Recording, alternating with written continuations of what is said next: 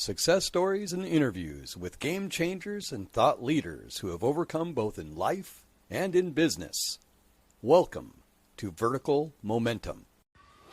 Hey guys, check out the new episode, the new podcast. Appreciate you guys. Just remember, if you guys want a podcast, there's no better way to do it than Anchor. Number one, it's free. Everybody loves free. Free. And then you can also record and edit your podcast right here and not have to go anywhere else. And Anchor will also distribute your podcast to Spotify, Apple Podcasts, and many, many more. So guys, definitely, if you're looking to podcast, use Anchor. Love you guys.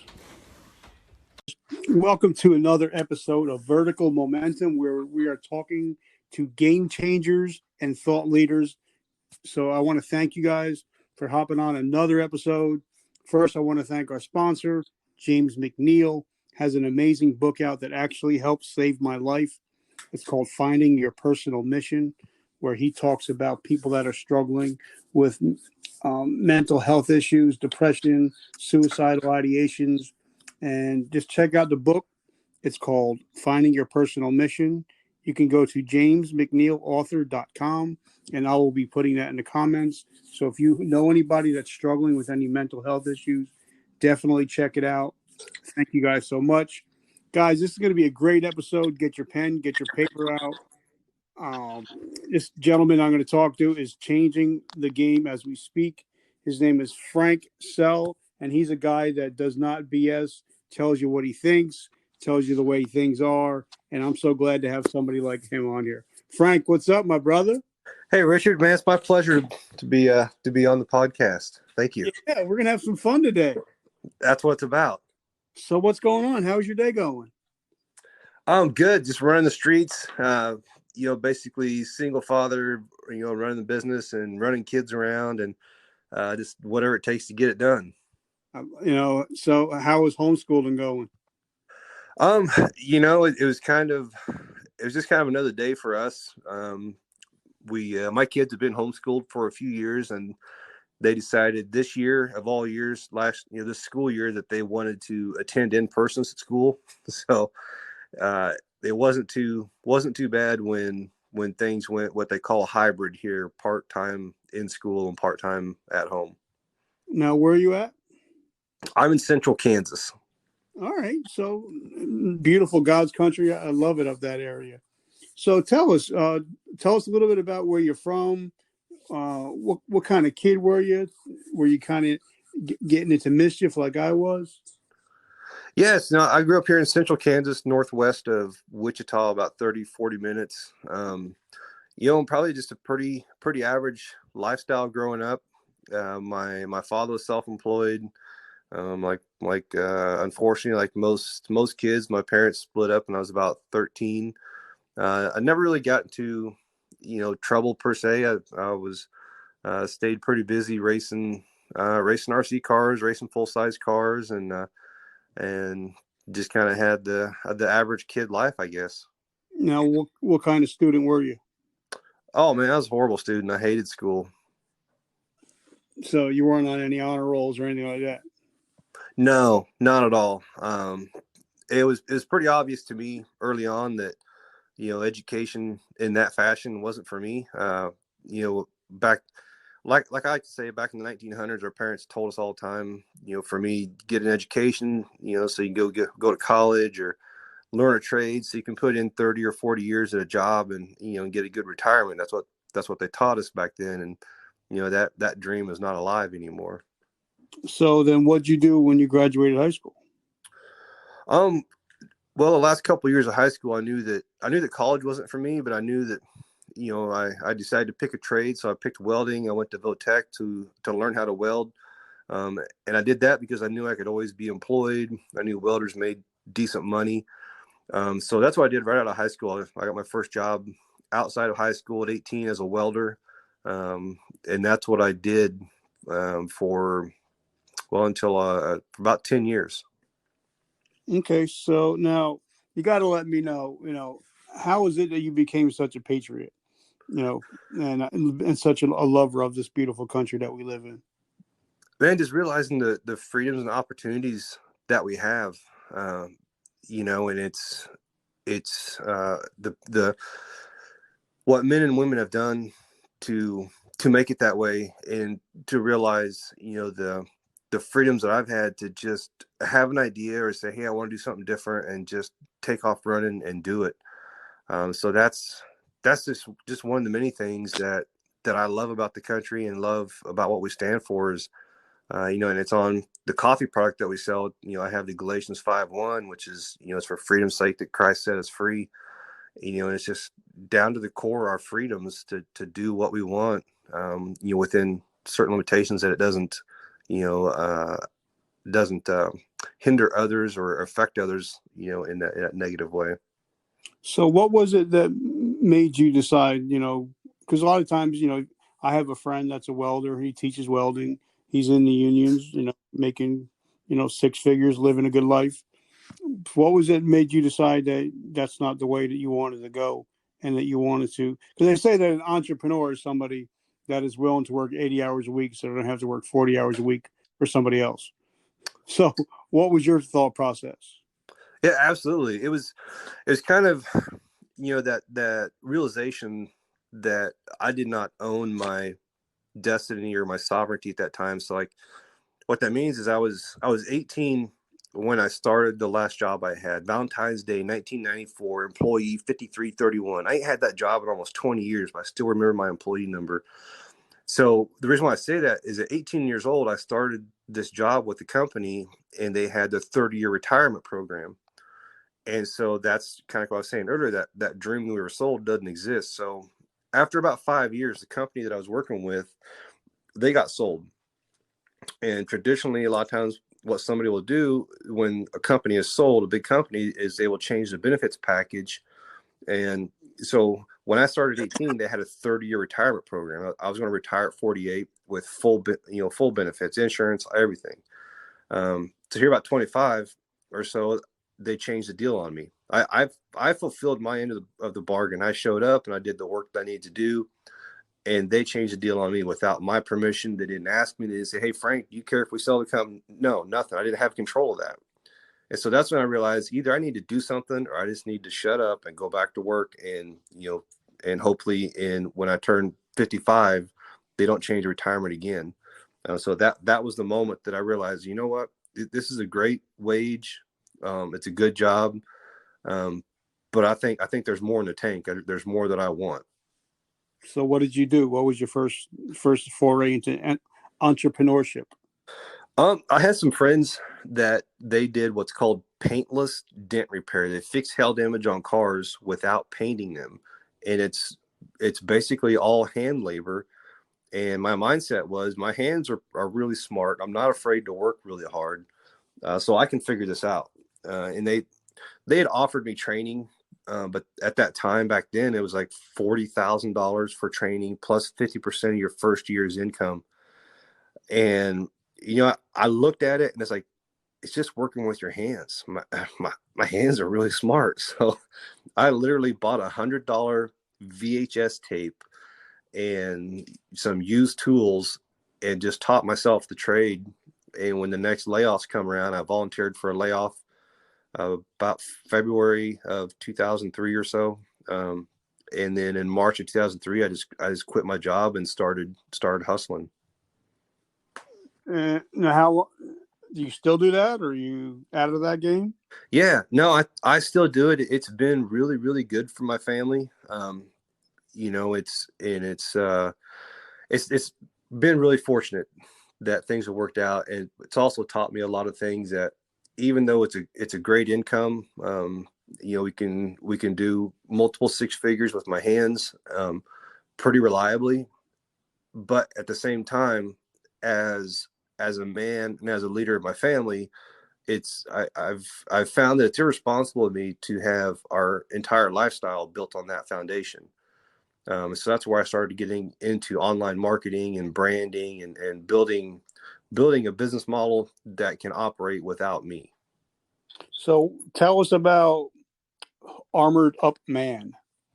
Yeah, so that was me going through the process of learning whose thinking I'm thinking. And so what that means is, I'm Frank Sell the fourth, and my son's the fifth, and so there's a whole lineage of Frank Sells. And I just got to a point in life where they say, when the pain of staying the same is greater than the pain of change, you'll change. And so I'd had enough of the same pains over and over, and it was literally that come to Jesus moment, March of 2013, when I went to a what they call a men's encounter, is what they call it around here. It was a church weekend for men, and that's where the Galatians 5:1 comes in. Is for freedom's sake that Christ set you free. Therefore, do not let yourself be burdened again by yoke of slavery. So it was really, over that weekend, I began to realize what true manhood and true masculinity is. It's the Bible talks about, the meek, shall inherit the earth, the children and the meek. Well, the meek in that context are men that are really hard badasses, and they understand a real threat, but they also can lead with love. So even though they've been trained as a warrior, they're strong, they can fight, they can kill.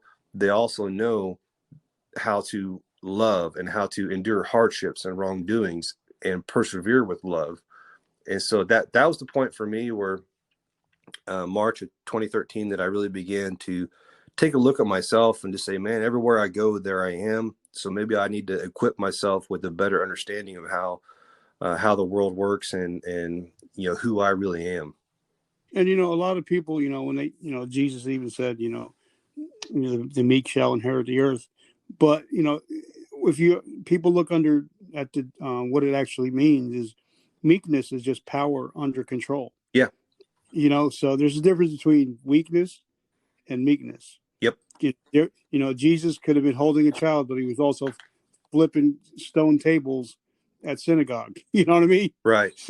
So I totally get what you're coming from. And Brad, I want to first I didn't know this about you, but I want to thank you for being a brother in Christ. Most of all, that means we're going to be together eternally. So I just want to say, thank you for that, bro. I appreciate you. That's my honor. Oh, so then you go to Hoodie Thief. Uh-huh. Talk to me about that. That was just, I like to, I feel like I have a fairly creative mind. And so a lot of times I'll just go to GoDaddy when I have an idea of something. And so the Armored Up Man came with Baby Beard Club, which was a beard oil business that I had started with my ex-partner. And so that aligned with Armored Up Man. So I was like, man, Hoodie Thief, we always, we always joke that, our girlfriends or wives are taking our hoodies.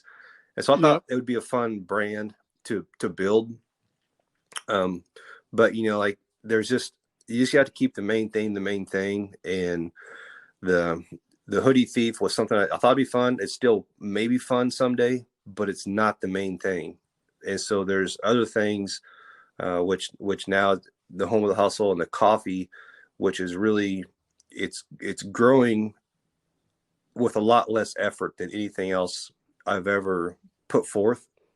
And so I can kind of see the anointing on that. And the reason for me to build a brand is eventually for people to kind of get back to knowing me and what I stand for and want to know more about that. Kind of like the light on the hill theory.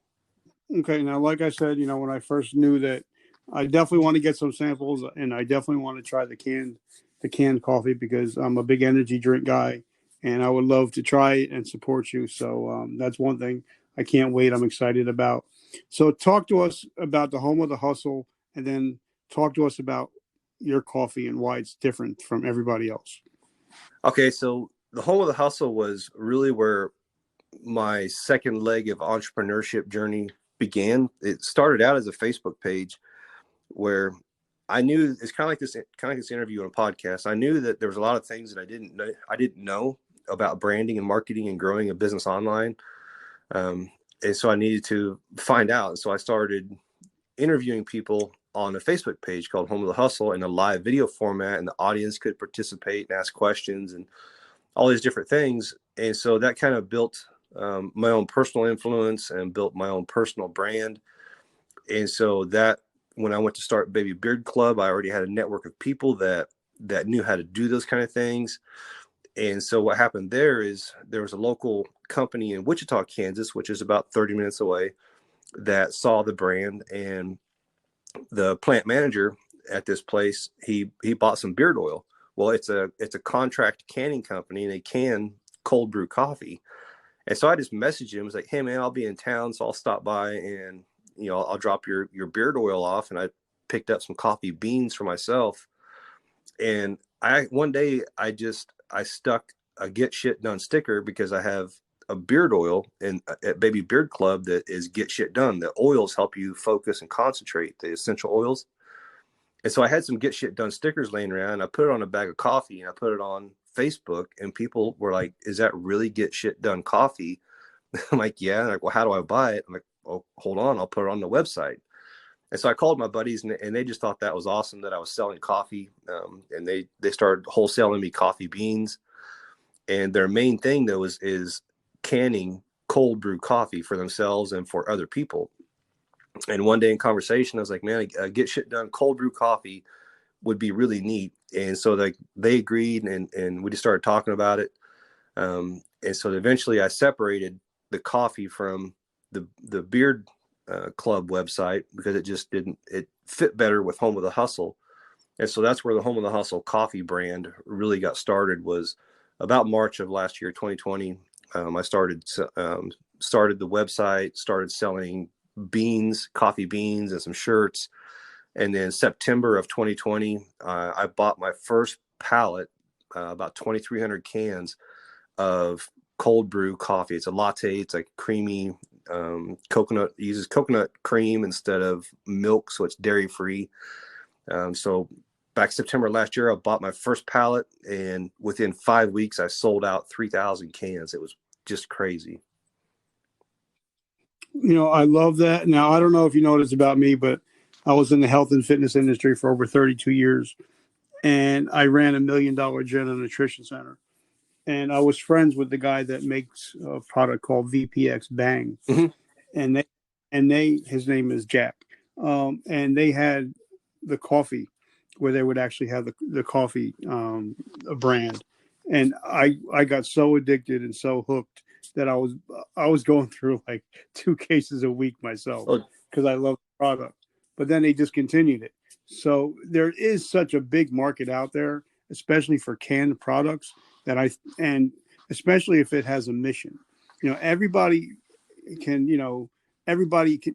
might have a t-shirt company, but if you have a t-shirt company with a mission, people can actually get behind it. And and just by putting Galatians or something on your products, I think that is an incredible mission in itself. So for me, it's kind of like a friend of mine, his name is Jose. He has a company called Third Day Coffee Seguin, and it's a Christian company, and it's coffee with an eternal mission. So I think, you guys are kind of like on the same wavelength, just going like his is everything grain, his ground coffee. And I think you're going the way of the canned coffee. I think you're going to kill it, brother. I think you're going to crush it. Yeah, I appreciate that. And that's really what I found out that I'm selling. The commodity is the coffee, but what I'm really selling is permission. Because when people hear my story, like the dude bought $100 videotape, he taught himself, he quit his job, started hustling, and now he accidentally started selling coffee, and now he has this brand. Because like on every can it says "Beat the street so hard they send you a bill for the potholes." That's just a quote that I come up with about how I got started in business. And on the other side of the can, it says, "Do it scared until you can do it skilled." Like I had no idea what I'm doing with any of this stuff, but I'm just taking action. And I know that, there's a book out there called Dollars Want Me. And, people in the world, they look at stuff like that and they judge it. But what I love about the book is that the basic premise of the book is that God is my supply and my supply is abundant. And to me, that means everything that I want is already created. So how do I become that person of value or higher value in the kingdom and in the world to, attract those things to me or to be in the same alignment with them? And I love that. And, I tell people, if you have a smartphone, there is no reason for any person in this country to be uneducated. If you can't learn, if you can't figure something out, somebody did a video on YouTube about it, and you'll be able to learn how to do it just by going onto YouTube. Like I'm learning how to do, search engine optimization for my podcast. Sometimes you just have to put in the work. You got to put in the time to learn stuff if you don't have the money to pay somebody else. So that's what you had to do. You had to just put your nose in a grindstone and figure out a way to get shit done. Yeah, right. All the way. And when people that have been there, when they a lot of times when they see somebody that is taking action, like I was just on Facebook Messenger. One of my Facebook friends is a guy that owns a company that's doing millions, coffee company that's doing millions. And we probably chatted for 20 or 30 minutes because he sees that, I'm in the hunt, and he's like, man, he's he can remember being there, and he's further down the road. And so when you're operating from a creation mindset and not a competitive mindset, I mean, the world is yours. You can just create whatever you want. Just get out and take the action. And I think that's something that, that's great that you're teaching your kids that, like a lot in America today, they're teaching our kids to be employees. Mm-hmm. They're teaching our children to be entrepreneurs. You know what I mean? Yeah. But unfortunately, like when our parents were growing up, you could stay at one job for 30 years, get a gold watch, and retire. That's not the way it is anymore. Right. So they're teaching our kids to fail, teach them to be employees, but you're going to get fired like 5 or 6 times in your career. So why not teach them how to have an entrepreneur mindset? So how do you teach your children, what are some of the things that, the lessons that you're teaching them about the way life really is? A lot of it is show, don't tell. And it's show up, number one. But I think for me, a lot of it, and I've had people express this to me also, that how my kids think through things. And so really it's focusing on me and learning how to think, how to process things, and how to show up. And then taking the time with that, like that meekness and the being present and having patience of showing the kids that, okay, so, one of the things in business is that it's almost rare for people just to show up. And so number one, you got to show up, you got to bring some value, and you got to be resilient. You can't take things personally in business. And so what I really focus on with my kids is it comes from the 4 Agreements book by Don Miguel. And the 4 Agreements are: be impeccable with your word, don't take things personally, don't make assumptions, and do your best. And the way I teach it to my kids is iPad. So in a situation when most of us, we want to go into explanation mode or fixer mode, I tend to ask my kids a question. I just say, iPad. So which one are you doing? Are you being impeccable with your word? Are you taking this personally? Are you making assumptions? Are you doing your best? And so when you focus on that foundation, then when they go out into the world, it almost automatically is obvious that you're different from the world because you don't operate the same way the world does. And I totally agree 100%. Now we're going to talk a little bit about business. Because, a lot of people listen to this are veterans, entrepreneurs, both. A lot of times when guys or girls get out of the military, they're either going to start a t-shirt company, hat company, liquor company, or coffee company. 10 months later, they're $6,000 in debt and don't know what the hell just happened. Because I think a lot of it is because they don't have a plan. Like the Shark Tanks will tell, guys in the Shark Tank will tell you, if you don't have a plan, you don't have a business, you have a hobby. So when was it the moment when you thought, okay, this can really take off? Did you sit down and write out, maybe not a full page business plan, but did you write out like a statement, a company statement about the things that you were going to do and how you were going to do them? Yeah, see, that's where I kind of disagree on some of that, because I had no plan. I had no business, no nothing written out. The things I did, I think it's more ingrained in me from going through the process already of understanding that, you know, I need to figure out a goal. What do I want? What do I want to do? You know, how much do I want? Um, you know, to earn, or who do I want to help? And then make a list. Or a list is basically like a distribution channel. Who is going to want to buy my product? Where do they hang out? How do I get in front of them? And then contact them or put my product in front of them, and then follow up and sell the product. So that's where, because I have some friends in the military space too. I don't know if you know Justin Myers. He's the sign chef. Great, great Yeah, person. he's like my little brother. You know, we talk about this a lot. You know, it's a lot of times I can see it from the outside. You know, I'm not a veteran myself. I can see the military, like they've been in that disciplined environment. And it's sometimes it's might be hard to think outside the box. But there's really, what I see is there is a structure that, like we've talked about with the coffee, a lot of it is messaging. Otherwise, it's just a commodity, and you're going up against price. And so, you know, it's your messaging, and then the perseverance to push that message until it can get momentum, or until you partner up with the right person, or whatever it is.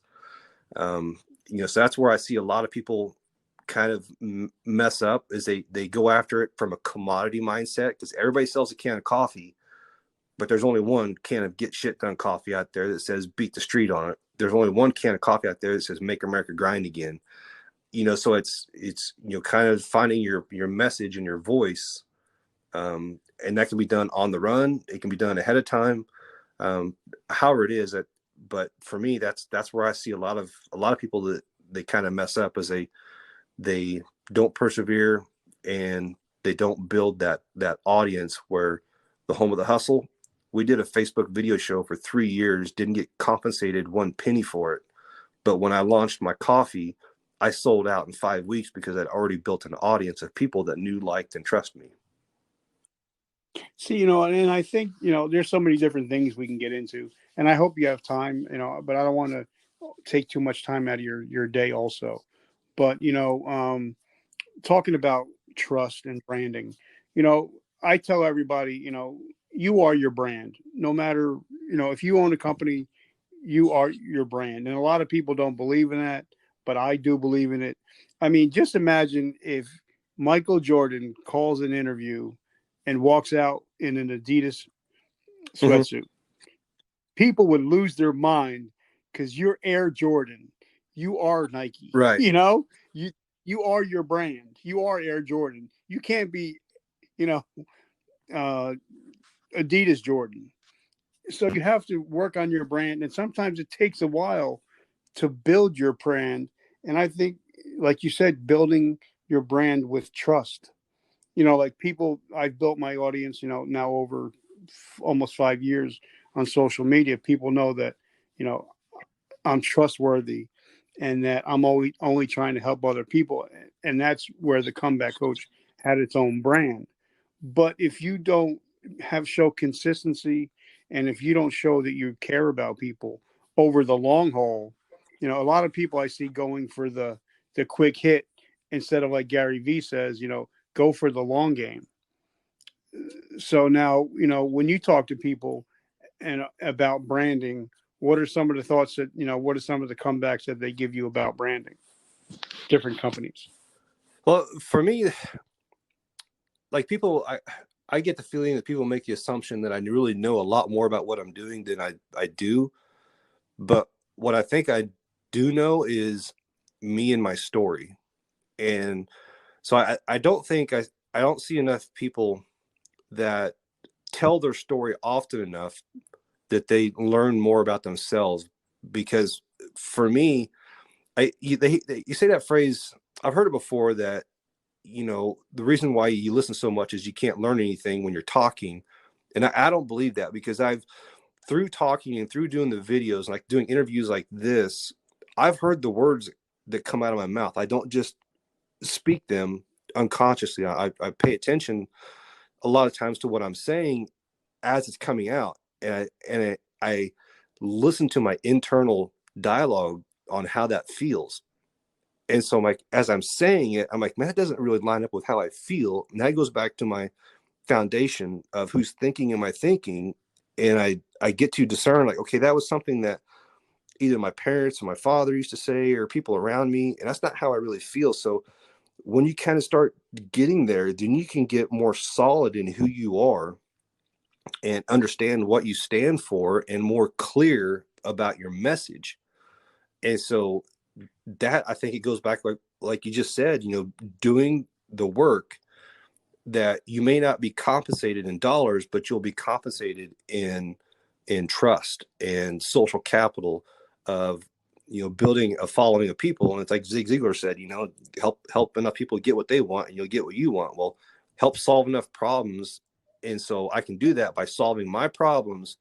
And in this big ass world we have, there's bound to be a few people that have the same problems that I have. And I can say, hey man, I know how you feel, bro. I felt the same way. This is what I found. Would you like some help with that? Or do you just want to talk about it? And, that's so true. Now, is your product in a lot of your local stores? Yeah, we've had some good luck here locally. A lot of it was a warm market because I've been a small business guy for so long. I network with people that I know that have either like a liquor store or grocery store. So it's been placed on quite a few shelves locally. And then from there, the distributors, statewide distributors, they've come in and saw the product on the shelf and then asked the store owner where that came from, to where we now have our first deal with the distributor, to where I went from September of 2020 to now March of 2021. I went from selling cans and cases to I just got approval for somebody to purchase a pallet of coffee from me to start and distribute it nationwide or statewide. Wow. Now, tell us, a little bit about building relationships, because like I said, I was running $1 million general nutrition center for about 10 years. And I built relationships with all my vendors, like when it was Christmas time, I would text them all on Christmas, and I would build relationships, become friends with them on social media. So tell us about building relationships in business. I think it's huge unless you want to be a commodity. If your business is just based on price or profit margin, then you're just a commodity. And long term, building the relationship, just like you said, of investing in the other people, getting to know them, having concerns, having valuing them. That's been so huge for me in my traditional business where we fix hail damage on cars, because when you have a catastrophe, it's like you have a storm locally, then people from all across the country come in and try to want a piece of that. And I've had people come in and offer, double the commission that we split with like I say, a body shop, because we subcontract to a lot of body shops. They hire us to do the repairs for them because it's what we specialize in. Well, say we've had people come in and offer them 50% more money than what we had originally agreed on, and the body shops just turn them away because they say, man, we know Frank will show up. He's always here, does good work, and he'll be here when the storm is gone. And so that's just from long-term consistency of showing up and doing good work and being reliable. I love that, brother. So now a couple questions, and we're going to have you bounce so you can be able to hang out with the kids and enjoy life, because that's what life is all about, is enjoying life and quality of life. So how do we find you? How can we order some of your product? How can we get in touch with you? For the coffee, you can go to homewithahustle.com, and I create a code for your audience of Comeback Coach. So if you use Comeback Coach, you get 10% off your order. And then anywhere Frank Sell, SELL, on social media will more than likely it'll pull me up. You'll see the big red beard. That's me. Cool. And like I said, I'm definitely gonna. I can't wait to try some of your products, and I'll send you my address and when we get done. But I love people get different products. Like I actually helped one company get into General Nutrition Center, and now the guy's living in Boca, and he's got a retirement home in Boca now because I helped Awesome. get into GNC. But one last question I ask everybody, and I love it because I get 1,000 different answers. We live in such a crazy world. Me and you being parents are homeschooling kids, grandparents are homeschooling kids, and we live such a busy life that if we ask the average person to get something done that are not hustlers, they're not going to do it in 7 days. But if I ask somebody to do something in the next 24 hours, they're more likely to do it.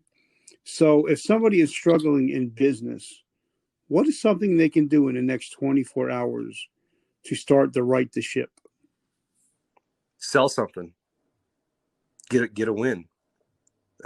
That's one of the things that, like we talked about the business plans and all this other stuff earlier. The validation for me is getting somebody to hand me money for my product or service. That's the only validation that I really need in business. And from there, you can move the ball forward. So whether it's got to pick up the phone, whether you got to go out and meet people, see people, do whatever, just go sell something. And now that to me is the only thing, that that matters. And I love that. And you're breaking it down simple. Just go sell something. It's as simple as that. So guys, you heard it from my boy, Frank Sell. Definitely go homeofthehustle.com, place an order, use the code comebackcoach, get 10% off, support the mission, support the man, because not only is he a businessman, but he's a brother in Christ. Thank you, James McNeil, for putting out your book, Finding Your Personal Mission. Guys, if you know somebody struggling with any health, mental, or physical issues that's struggling with suicidal ideations, please check out his book, and I'll drop it in the links. Frank, thank you so much, brother, for taking the time out to hang out with me today. I appreciate you, and thank you for being a brother in Christ. My pleasure, brother. Thank you, Richard. All right, brother. I'll send you the link when it comes out, and I'm going to blow this up everywhere because I want you to be as successful, and I want you to change the game as much as you are, and even more. All right, Thank brother. you. Have a great day. You too. Bye-bye. Bye. Thank you for joining us today. Please hit subscribe and share. Please feel free to leave us a comment.